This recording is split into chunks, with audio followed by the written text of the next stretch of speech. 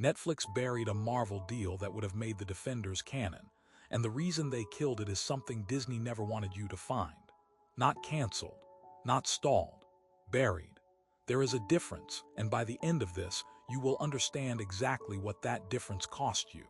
Here is what you were never supposed to piece together. In 2017, Netflix and Marvel were not just licensing a handful of street-level heroes. They were negotiating something that would have permanently changed how connected the MCU actually was. And the reason that deal collapsed isn't what either side has ever said publicly. The real reason is worse than you think. Go back to 2013. Marvel Television, this is separate from Marvel Studios. And that distinction matters. Marvel Television signed a deal with Netflix worth a reported $200 million across 4 series and a crossover event. Daredevil, Jessica Jones, Luke Cage, Iron Fist, then The Defenders. The pitch was simple and it was genius. The street level of the MCU, gritty and serialized, while the films handled the cosmic scale. Kevin Feige called it a new kind of Marvel storytelling. Netflix called it the biggest deal in the history of original content. Both of them were right. Daredevil Season 1 dropped in April 2015 and broke their internal viewership records inside 72 hours. Jessica Jones followed, and critics compared it to The Wire. For roughly 18 months, Netflix had the most critically acclaimed superhero content on any screen anywhere. What nobody reported at the time, and this is in the trades if you know where to look, is that by late 2016, negotiations were actively underway for a second phase deal. A deal that went beyond 4 shows. Sources close to the negotiations described a framework that would have tied the Netflix characters directly into MCU film continuity. Charlie Cox as Daredevil appearing in a Phase 4 film. Kristen Ritter's Jessica Jones referenced by name in an Avengers property. The deal even had internal language about canonical crossover events, meaning the Defenders wouldn't just exist in a legally separate pocket universe. They would be real. They would matter.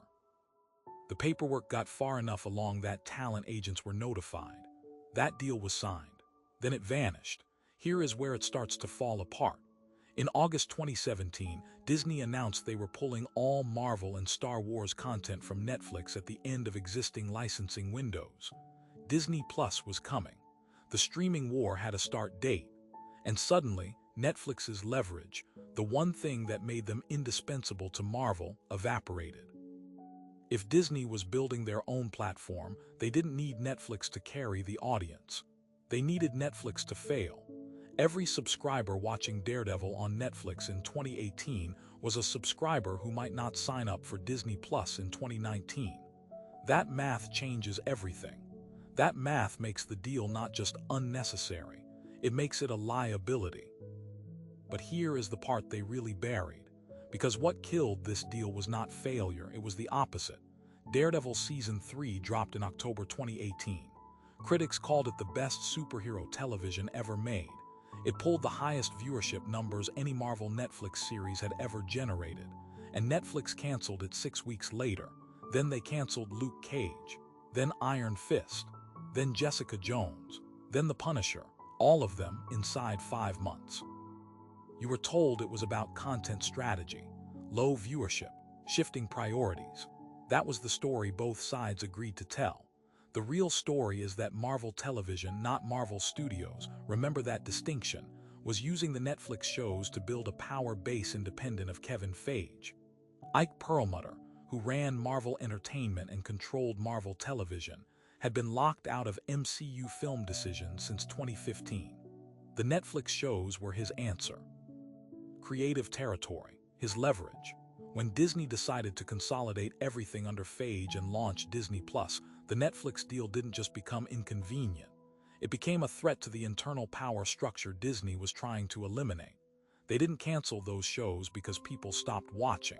They canceled them because too many people were watching and the wrong person was getting credit. Remember that signed second phase deal? Here is exactly where it died, not in a boardroom. In a power struggle between 2 men at the same company, and Netflix was the casualty. Think about what the second phase deal would have meant. Cox's Daredevil integrated into Phase 4 not as a soft reboot, but as a continuous character with history. 13 years of serialized street-level storytelling feeding directly into the films. A model proving that prestige television and blockbuster cinema could share one universe without either one diminishing the other. Instead, Disney launched She-Hulk. The characters came back eventually. Cox resurfaced in No Way Home in 2021, but as reset versions. Scrubbed clean. No memory of what Netflix built. You were handed a sequel that forgot it had a predecessor. The deal is gone. The documentation is gone. And the question nobody has asked out loud yet is which other streamer signed a Marvel framework agreement that Disney quietly made disappear before launch day. That answer exists somewhere. And there is one studio whose buried deal makes this one look minor.